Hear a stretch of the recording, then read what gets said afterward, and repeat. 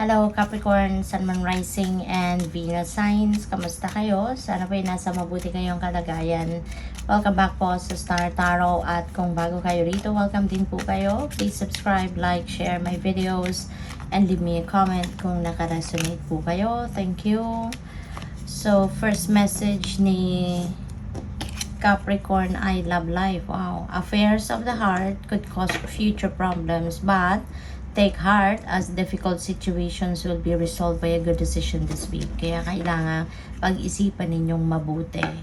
Before you make any decision, before you jump into a conclusion, kayo ay mag-isip ng mabuti. Okay? Pag-isipan ninyo mabuti ang inyong sitwasyon para hindi ninyo ito pagsisihan at instead na makasira, ito ay makabuti sa inyong sitwasyon. Okay? At para maiwasan ang mga future problems pa.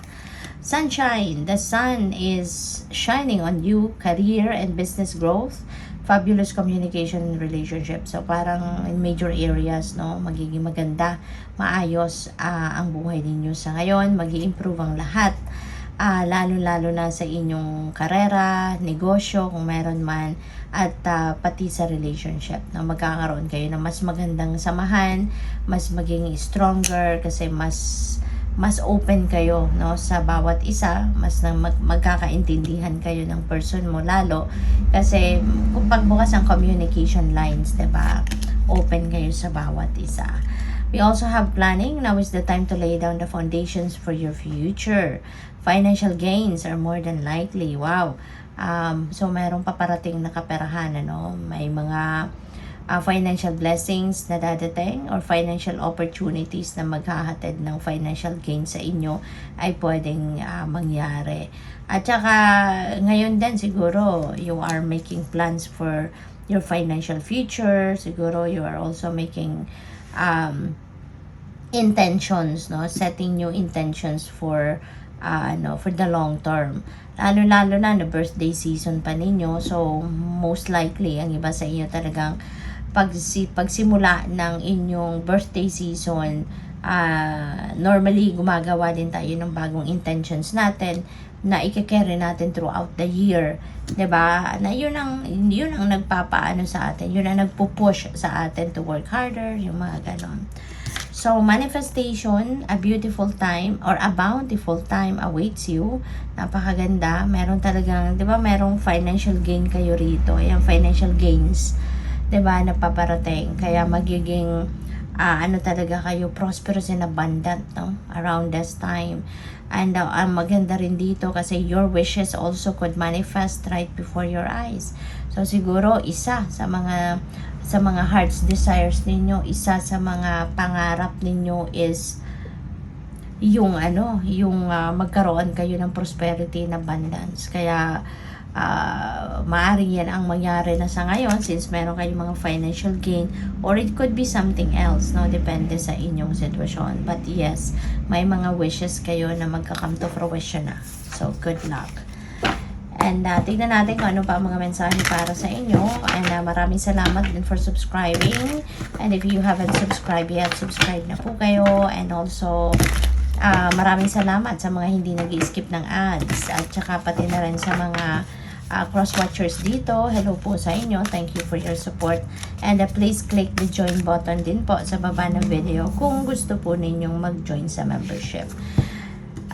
Maganda rin itong sitwasyon, ano, kasi naka-reverse na si Nine of Swords. So, ibig sabihin nito, kung ano man yung mga takot ninyo, ano man yung mga doubts ninyo, ano man yung mga anxiety naramdaman ninyo, ano man yung mga worries ninyo, yan ay i-release mo na. You are letting them go, you know? Kasi, nahanap nyo na yung solusyon sa mga problema ninyo. Nahanap nyo na yung enlightenment, yung direction, kung saan kayo dapat papunta, yung mga diskarte ninyo sa buhay. Sa ngayon, napag-isipan nyo na yan. Kaya lahat ng ninyo, takot, worries and everything, anxiety, yan ay mawawala na. That's going to fade away na. Kasi you have gained the clarity and enlightenment that you need para mag-push forward na kayo muli sa buhay. Page of Wands, mayroon ditong mga importanteng merong mga importanteng balita, impormasyon na dadating, and this is something na magpapa-excite sa inyo, something na magpapatayo sa inyong kinauupuan. Kasi magkaka-interest kayo dito sa kung ano man ang balitang ito. Kasi pwedeng ano yan, pwedeng pagkakakitaan, 'di ba? Pwedeng offers yan sa trabaho, pwedeng maging business, pwedeng career, 'di ba? Related itong mga balitang ito, at magpapaano ito sa inyo, magigising ng inyong passion, kasi pwedeng ang mga opportunity na to mabibigyan kayo ng pagkakataon na magawa na ninyo kung ano talaga yung passion ninyo. We have Judgment. Ayan, this is time for reassessment. This is a time for pagre-reflect, pag-contemplate, no? Kasi maaring meron kayong importanteng decision din na kailangang gawin dito, you know? At yung pagninilay-nilay ninyong gagawin dito, pagre-reassess ninyo sa mga nangyayari sa buhay mo, ito yung magpapalinaw din sa inyong isipan, no?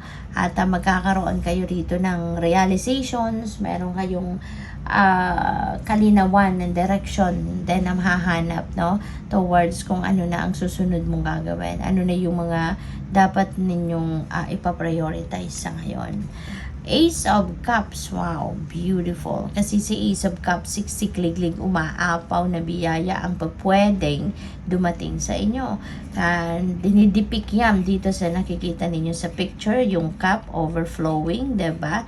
Tumatalsik-talsik yung mga tubig. So, this is overflowing of blessings na pwedeng dumating. At ang maganda dito, no, dahil siksikliglig umaapaw ang mga biyayang paparating sa inyo or maaaring dumating, siksikliglig umaapaw din ang kasiyahan, no, na maaari ninyong maramdaman. Kasi syempre, 'di ba, sino naman ang hindi matutuwa, 'di ba, sa biyaya na dadating.